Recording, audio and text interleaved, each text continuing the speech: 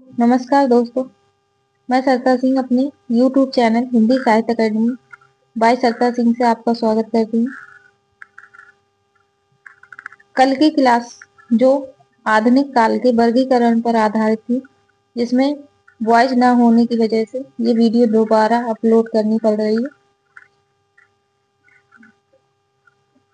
तो अगर वीडियो पसंद आए तो लाइक सब्सक्राइब जरूर करना।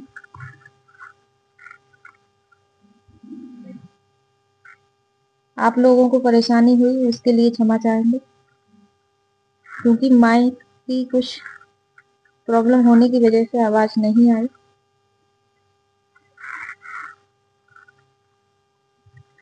तो ये क्लास दोबारा अपलोड कर रहे हैं।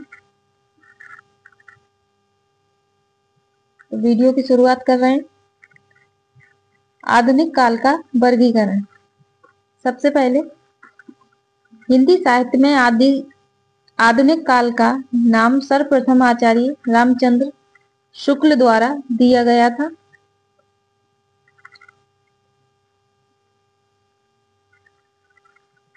तो इसमें जितने भी आधुनिक काल में जो भी युग आते हैं, भारतेंदु युग, द्विवेदी युग, छायावादी युग, प्रगतिवादी युग, प्रयोगवादी युग, इन सब पे अलग अलग टॉपिक पे आपको वीडियो मिलेंगे। तो आज का टॉपिक भारतेंदु युग है। भारतेंदु युग जिसका समय 1857 से 1900 ईस्वी है। द्विवेदी युग जिसका समय 1900 से 1918 है। छायावादी युग जिसका समय 1918 से 1936 ईस्वी है। प्रगतिवादी युग 1936 से 1943 ईस्वी। प्रयोगवाद 1943 से 1951 ईस्वी। नई कविता 1954 ईस्वी। तो यहां से भी क्वेश्चन बनते हैं।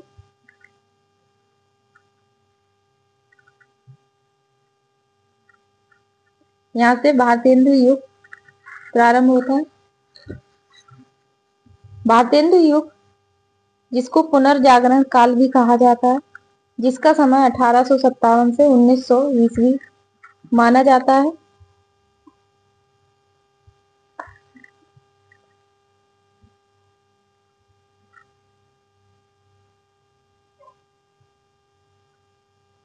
आधुनिक ज्ञान विज्ञान और टेक्नोलॉजी के स्वरूप मानवीय परिस्थितियों का ये नया सृजनात्मक साहित्य की आधुनिकता कहलाती है। या जिस साहित्य में आस्था के स्थान पर तर्क और भक्ति के स्थान पर ज्ञान का प्रयोग कर मानवीय चित्तवृत्तियों को साहित्य का विषय बनाया गया है। आधुनिकता कहलाता है। तो ये कथन किसका है? तो ये कथन डॉक्टर रामविलास शर्मा का है। महत्वपूर्ण विद्वानों के कथन। डॉक्टर मैनेजर पांडे के अनुसार रामविलास शर्मा हिंदी नवजागरण और उसके साहित्य की विशेषताओं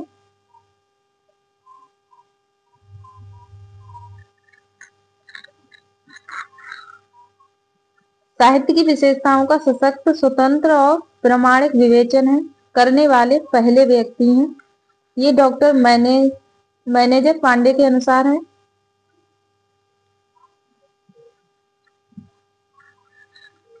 दूसरा कथन है डॉक्टर रामस्वरूप चतुर्वेदी का।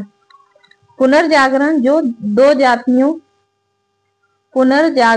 जातियों संस्कृतियों की टकराहट से उत्पन्न रचनात्मक ऊर्जा है।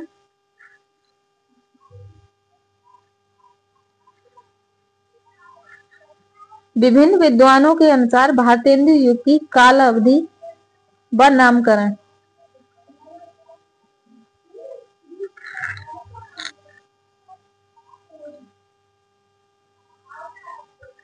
आचार्य रामचंद्र शुक्ल ने 1868 1893 ईस्वी नई धारा प्रथम उत्थान कहा है। मिश्र बंधुओं ने 1869 और 1888 ईस्वी के समय को वर्तमान काल कहा है। डॉक्टर नागेंद्र ने 1857 से 19वीं ईस्वी तक पुनर्जागरण काल कहा है। रामकुमार वर्मा ने 1870 से 1900 ईस्वी के समय को आधुनिक काल कहा है। तो ये पॉइंट भी इंपॉर्टेंट है। यहीं पे रामविलास शर्मा का हमने नहीं दिया है। उन्होंने 1857 से 1900 ईस्वी को नव जागरण काल कहा है। तो ये सारे पॉइंट आपके लिए बहुत ही इंपॉर्टेंट है।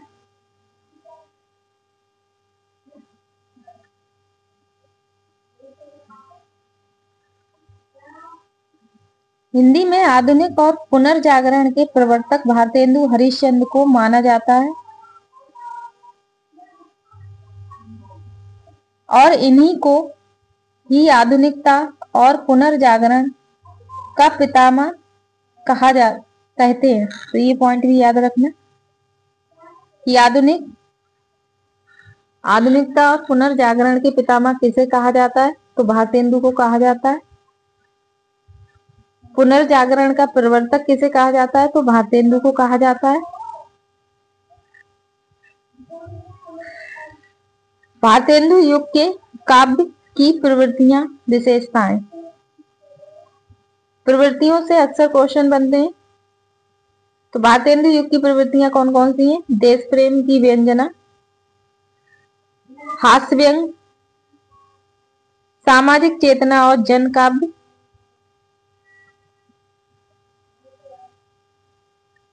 काव्य रूप में ब्रज भाषा का प्रयोग, भारतीय संस्कृति का गौरवगान, प्राचीनता एवं नवीनता का संबयन,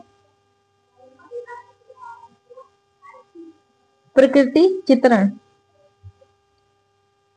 यहाँ से भारतेंदु मंडल के जो भी कवि हैं उनसे संबंधित जानकारी आपको मिलेगी।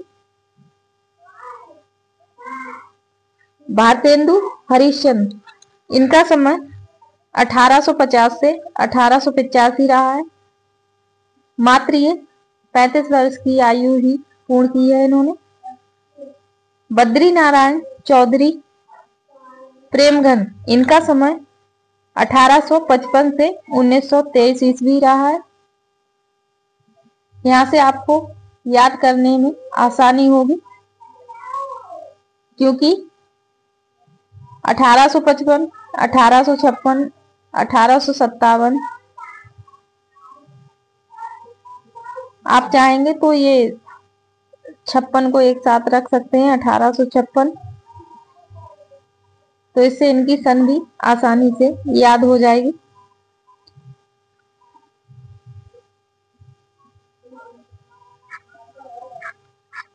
बद्री नारायण चौधरी प्रेमघन का समय 1855 से 1923 ईस्वी रहा है।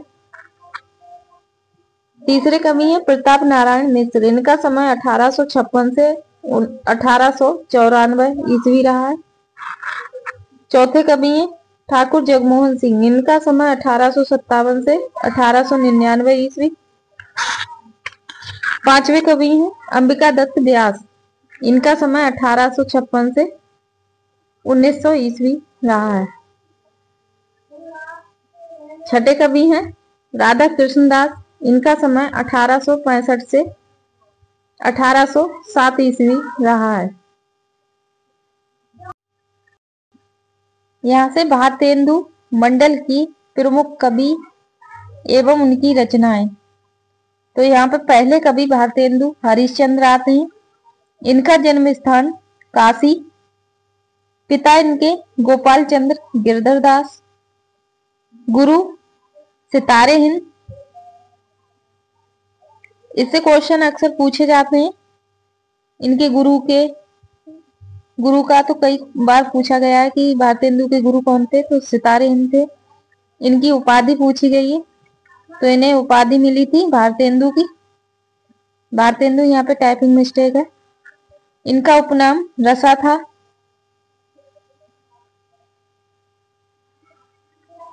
भारतेंदु हरिश्चंद्र की कुल रचनाओं की संख्या 175 और काव्य ग्रंथों की संख्या 70 है।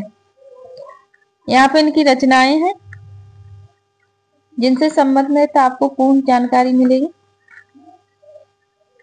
इनकी शैली, तो सबसे पहली रचना है भक्ति सरवस। दूसरी है वैशाख महामात्र, वैशाख महात्म्य। भक्ति सर्वस्व, वैशाख महात्म्य, प्रेमा श्रु वर्षण,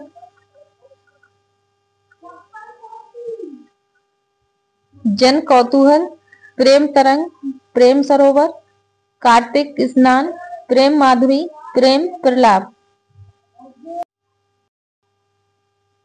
प्रेम फुलवारी, उत्तरार्ध भक्तमाल, होली, विनय प्रेम पचासा, देवी छदम लीला, दान लीला, संस्कृत लावनी, उर्दू का श्यापा। उर्दू का स्यापा, इसकी शैली बार बार पूछी गई है, तो ये स्यापा शैली में लिखा गया है। बकरी विलाप,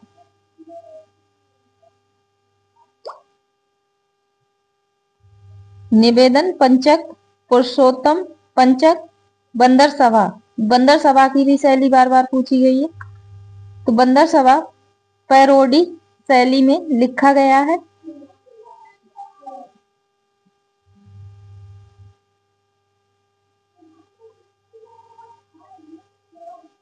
गीत गोविंद नंद, सतसई श्रृंगार, वर्षा विनोद।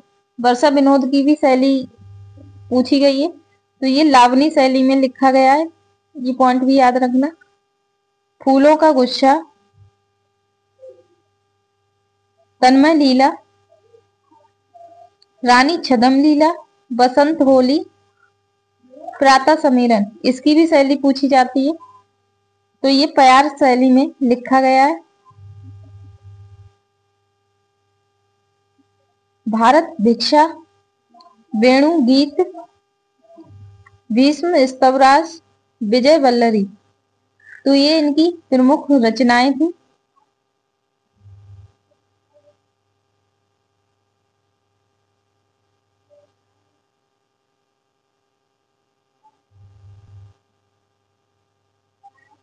विजयनी, विजय वैजयंती, मिस्र में भारतीय सेना की विजय प्राप्ति पर नए जमाने की मुखरी।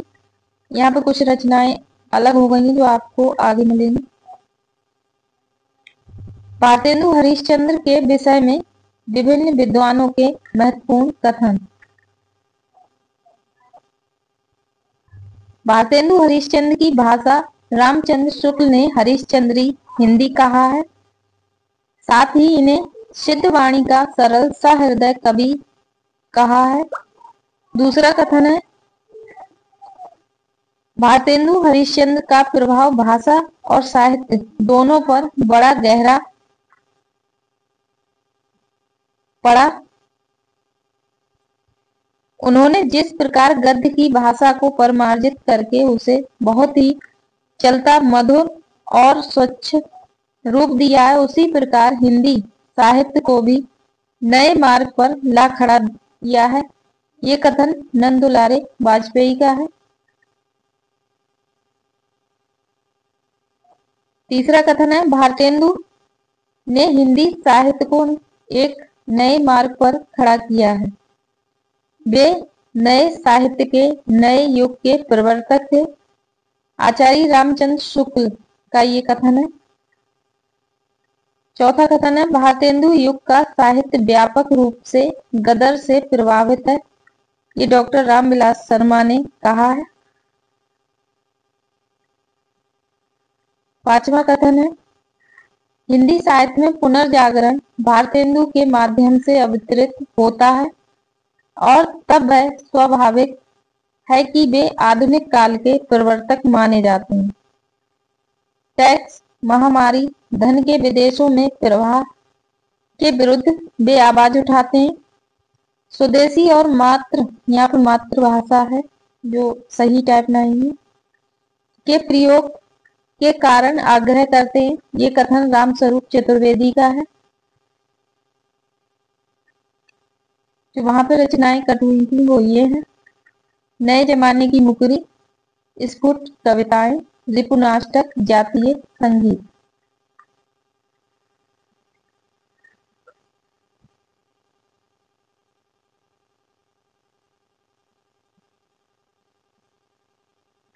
भारतेंदु द्वारा संपादित प्रसिद्ध कविताएं, यहाँ से भी इनके बहुत क्वेश्चन बनते हैं।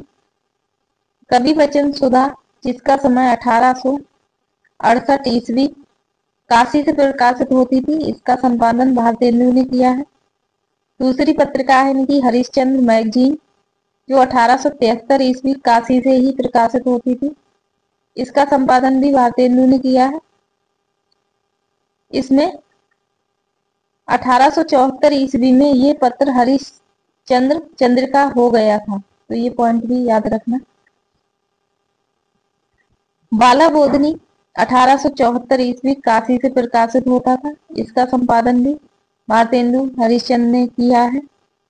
और स्त्री विषयक प्रथम पत्र है, ये क्वेश्चन भी पूछा गया है।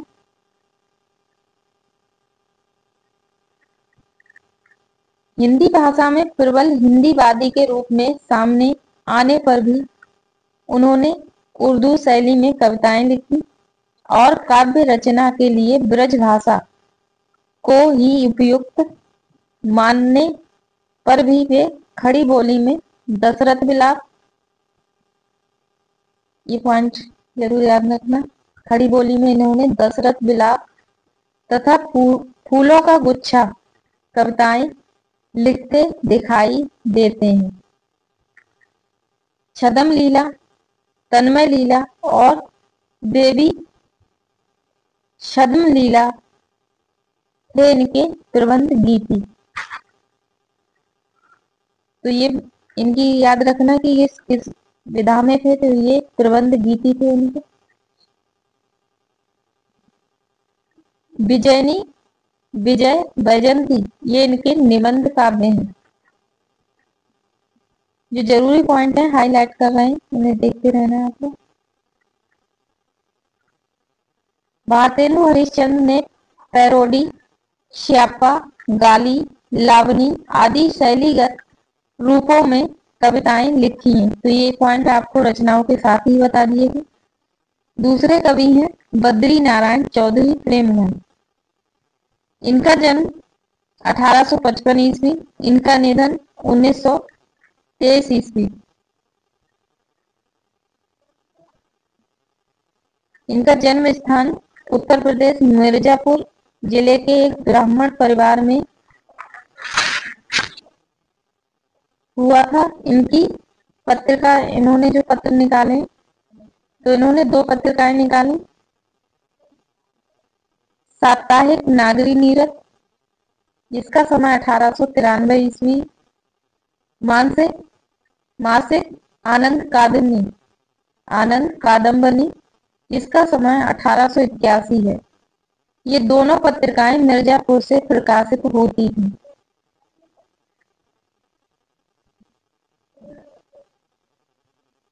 बद्री नारायण चौधरी प्रेमगन अब्र, इनके उपनाम पूछ लिए जाते हैं, तो ये अब्र नाम से इन्होंने उर्दू में कुछ कविताएं लिखी थी।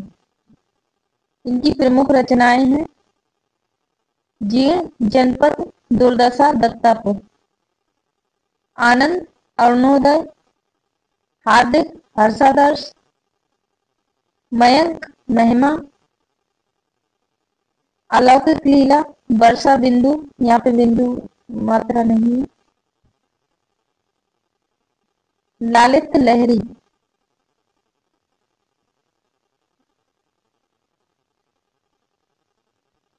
ब्रजचंद पंचक, सूर्य स्तोत्र, तो ये इनकी प्रमुख रचनाएं थी। प्रेमगन ने विलायत में दादा भाई नौरोजी को काला कहे जाने पर क्षोभपूर्ण कविताएं लिखी। तो यहाँ पे क्वेश्चन बनता है कि दादा भाई नौरोजी को काला कहे जाने पर किसने कविताएं लिखी?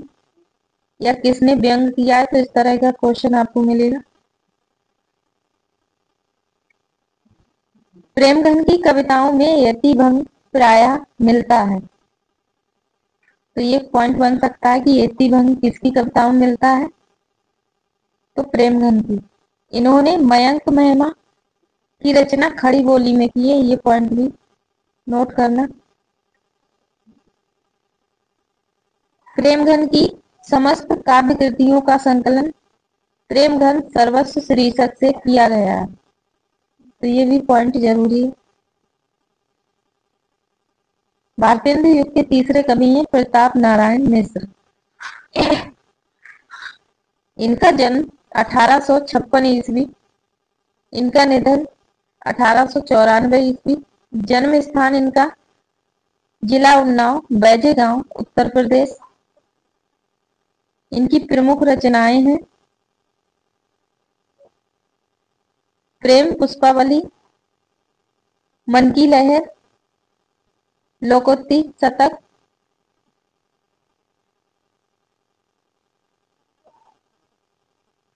तृप्यन ताम, श्रृंगार विलास, हर गंगा, तो ये इनकी महत्वपूर्ण कविताएं।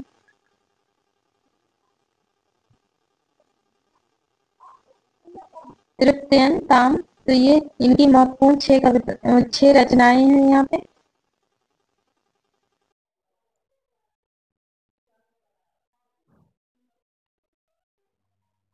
हिंदी हिंदू हिंदुस्तान का राग प्रताप नारायण मिश्र अलापते थे, ये कथन आचार्य रामचंद्र शुक्ल का है।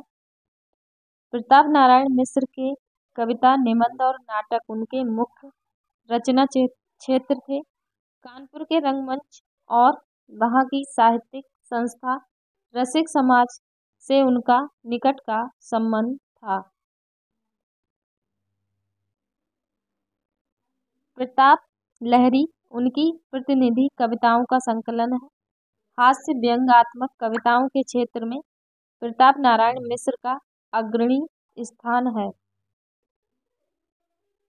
प्रताप नारायण मिश्र ने उर्दू में कसीदा, शेर, मरसिया की रचना की है। तृप्यन ताम, हर गंगा, बुढ़ापा और ककराष्टक शीर्षक हास्य व्यंग प्रधान कविता प्रताप नारायण मिश्र ने लिखी है, तो ये पॉइंट भी याद रखना। हिंदी की हिमायत होली है महापर्व, नया संवत नवरात्र शीर्षक कविता के रचनाकार प्रताप नारायण मिश्र हैं। ठाकुर जगमोहन सिंह चौथे कवि हैं ये भारतेंदु युग के। इनका जन्म 1857 ईस्वी, निधन 1899 ईस्वी। जन्म स्थान इनका विजय राघवगढ़, रियासत मध्य प्रदेश है। इनकी प्रमुख काव्य कृतियां हैं प्रेम संपत्ति लता 1885 ईस्वी, श्यामा लता 1885 ईस्वी, श्यामा सरोजनी 1886 ईस्वी, देवयानी 1886 ईस्वी। इनके संबंध में महत्वपूर्ण तथ्य, ठाकुर जगमोहन सिंह श्रृंगार और प्रकृति सौंदर्य परक कविताओं की रचना करते थे। इन्होंने विंध्य क्षेत्र की प्रकृति का वैविध्यपूर्ण वर्णन किया है। ठाकुर जगमोहन सिंह ने कालिदास कृत, ये पॉइंट भी नोट कर लेना, ऋतु संहार और मेघदूत ब्रज भाषा में अनुवाद किया है। स्वतंत्र रूप से प्रकृति चित्रण की दृष्टि से भारतेंदु युग के प्रमुख कवि ठाकुर जगमोहन सिंह हैं।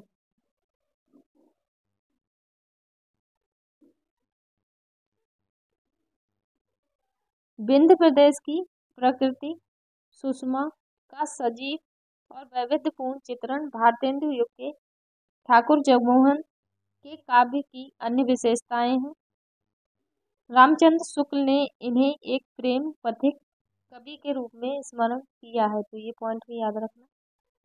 पांचवे कवि हैं अंबिका दत्त व्यास। इनका जन्म 1885 में हुआ था। इनका निधन 1900 ईस्वी में हुआ था। इनका जन्म स्थान काशी था।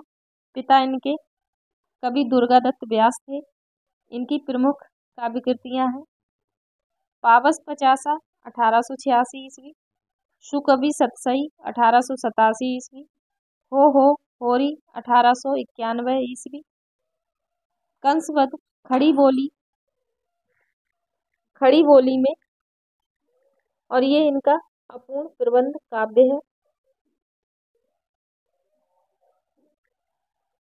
पांचवी रचना है इनकी बिहारी बिहार 1898 ईस्वी। महाकवि बिहारी के दोहों का कुंडलिया छंद में भाव विस्तार किया है।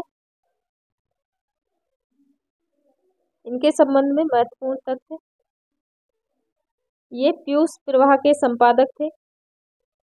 अंबिका दत्त व्यास ने अतुकान काव्य रचना की पद्धति अपनाकर एक नया प्रयोग किया है।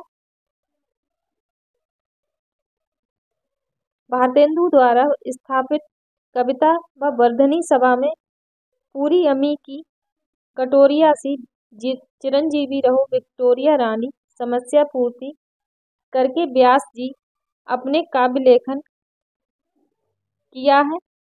इसके फलस्वरूप इन्हें सुकवि की उपाधि प्राप्त हुई थी। पावस पचासा को शुक्ल जी ने पुरानी चाल की कविता कहा है। इन्होंने के स्थान पर ये उन्ने इन्ने लिखते थे, ये आचार्य शुक्ल का कथन है। सुकवि सतसई के निम्नलिखित दोहों में स्वच्छ सरस ब्रज भाषा में श्री कृष्ण के प्रति भाव निवेदन किया गया है। छठे कवि हैं राधा कृष्णदास। इनका जन्म 1865 ईस्वी, मृत्यु इनकी 1907 ईस्वी। पिता इनके कल्याण दास, माता गंगा बीवी थी। इनके संबंध में महत्वपूर्ण तथ्य,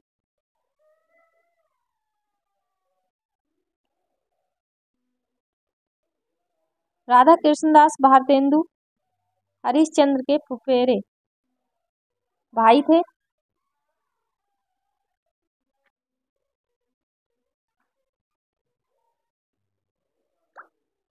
ये राधा कृष्णदास भारतेंदु हरिश्चंद्र के फुफेरे भाई थे।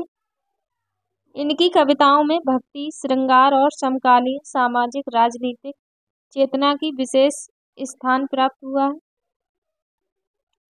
भारत 12 मासा और देश दशा भारत के समसामयिक विषय में इनकी प्रसिद्ध कविताएं हैं।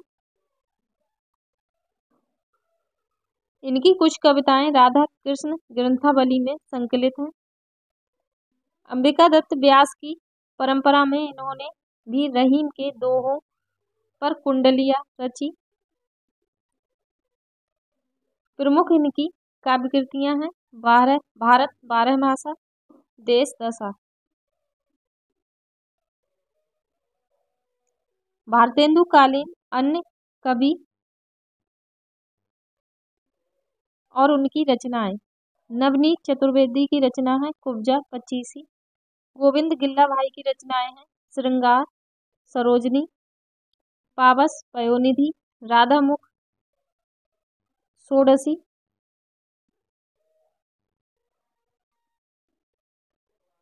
ये षोडशी यहाँ पे लिखने का नहीं हो पाता है।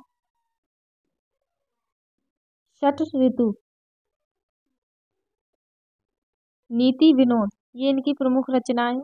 दिवाकर भट्ट, इनकी दो रचनाएं हैं नक्सिक 1884, नवोड़ा रत्न 1888। रामकृष्ण वर्मा बलवीर की रचना है बलवीर पचासा। राजेश्वरी प्रसाद सिंह प्यारे की रचना है प्यारे प्रमोद।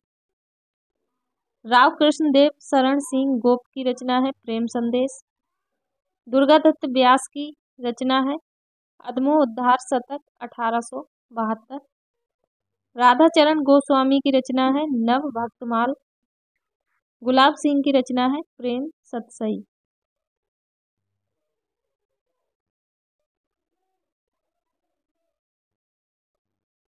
भारत भारतेंदु, यहाँ पे से भारतेंदु सही नहीं लिखा। युग के प्रमुख समस्या पूर्ति संग्रह और कवि। कवि दुर्गादास व्यास का समस्या पूर्ति संग्रह है समस्या पूर्ति प्रकाश। अंबिका दत्त व्यास का है समस्या पूर्ति सर्वस। गोविंद गिल्ला भाई का है समस्या पूर्ति प्रदीप। गंगाधर देश गंग का है समस्या प्रकाश। नमदेश्वर प्रसाद सिंह का है पंचरत्न। इनका पंचरत्न है। तो ये भारतेंदु युग के प्रमुख कवि, उनकी रचनाएं, उनसे संबंधित जो भी पॉइंट आज तक पूछे गए हैं परीक्षा में वो सारे थे। पसंद आए हों तो लाइक सब्सक्राइब जरूर कर देना। आपका बहुत बहुत धन्यवाद।